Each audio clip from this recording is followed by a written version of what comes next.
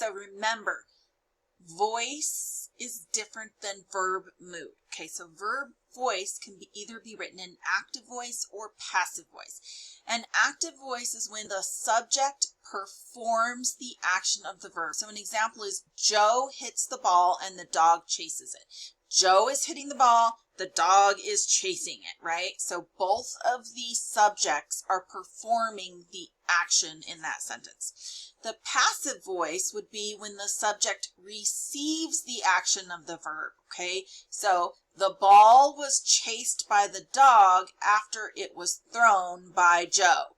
So you can see the ball is being chased by the dog, but the ball is not actually doing the action. The dog is chasing the ball, right? And then Joe is actually throwing the ball, right? Not the ball. The ball is not actually doing the action. So it's the receiver of the action. So that when it comes first like that, that's passive voice. Now that is different from verb tense as well, okay? Like past, present, and future tense. This is voice. So you have to know the difference between active and passive voice and verb mood and verb tense, okay? Okay, so let's go ahead and watch a video on shifts in voice instead of mood. Okay, we watched the video on mood in the previous video, but now we're going to watch shifts in voice, active and passive voice. Shifts in voice, Grammar Wired, grades 8 through 12. Shifts in active and passive voice. The voice of a verb is either active, meaning the subject is doing the verb's action, or passive, the subject is acted upon. When a sentence contains two or more verbs, both verbs should maintain the same voice. Avoid shifts in verb voice by maintaining the same voice in a sentence. Example 1. When Grandpa turned on his old TV, a buzzing sound was heard. The first part is active. Grandpa is doing the action. Grandpa turned on his old TV. The second part is passive. A buzzing sound was heard. The sound is not doing the action. It's corrected in this sentence. When Grandpa turned on his old TV, he heard a buzzing sound. Example 2. The inspector could see the effects of the vandalism as the abandoned building was entered. The inspector could see, that's active voice, the inspector is doing the action. As the abandoned building was entered is passive voice, the building is not doing the action. Here's a better version. The inspector could see, again the active voice, as he entered the abandoned building.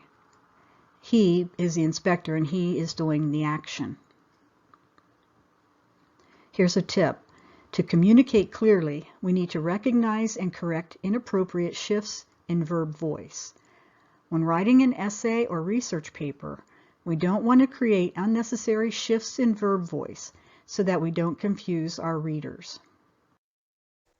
Okay, so hopefully you understand the difference between verb mood and verb voice. So remember, the mood can be indicative, imperative, interrogative, conditional, or subjunctive, okay? That conveys the attitude, right, of the verb. And verb voice is whether it's active or passive, and that means the subject is doing the action or the subject is receiving the action.